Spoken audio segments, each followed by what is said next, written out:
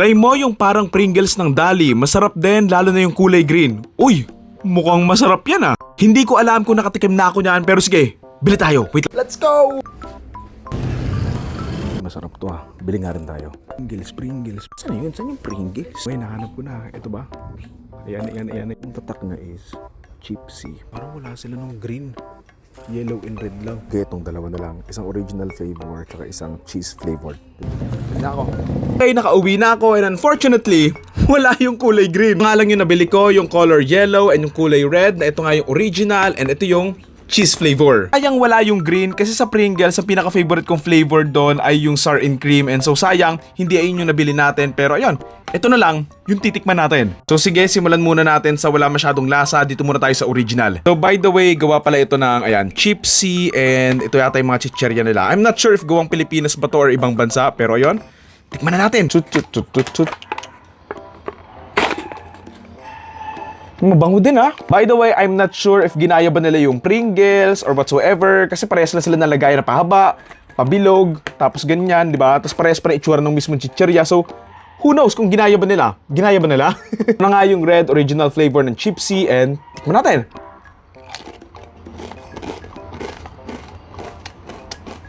Sarap niya ah. Parang ano, picnic. Ayawan ko ah.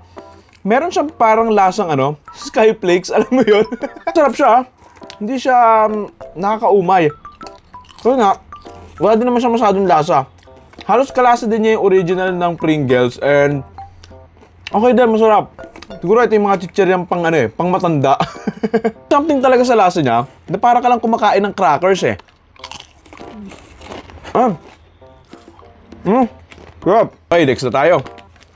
Dito naman tayo sa cheese flavor. Hindi nakakaalam, hindi ako kumakain ng keso, pero kung flavor sa mga chicherya ganon, okay lang. Nga sa spaghetti ng Jollibee, kahit haluin mo, minsan kapag may natitikman ako kahit ganyang kaliit, nalalasahan ko, dinudura ko talaga eh. Ano ba? May something lang talaga sa cheese na sobrang bilis kong maduwal kapag nakakatikim or nakakalasa ako. So ito, feeling ko hindi naman kasi nga okay naman pag flavoring lang. So let's go, tikman natin. Mabango naman. Amoy siya ano? Cheese ng potato corner. Kuha tayo. Ito nga yung itsura niya mismo. Kung ihahalo mo to sa mga tunay na Pringles, hindi mo rin mahalata eh. Ganyan rin yung itsura ng Pringles eh. Game, tikman na natin.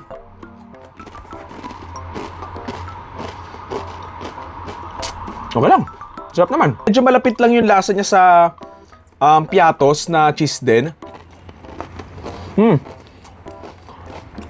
Hindi mo naman, kung ayaw mo ng keso, hindi mo naman malalasahan yung lasa ng keso dito. If you know what I mean, yung parang flavoring lang talaga. Ito masarap din.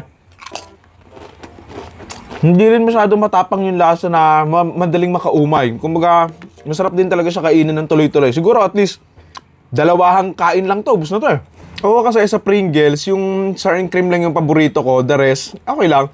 So, kung ikukumpara sa Pringles, halos wala naman din kaibahan. Pero like I said, hindi ko naman natitikman yung iba pang flavor ng Pringles.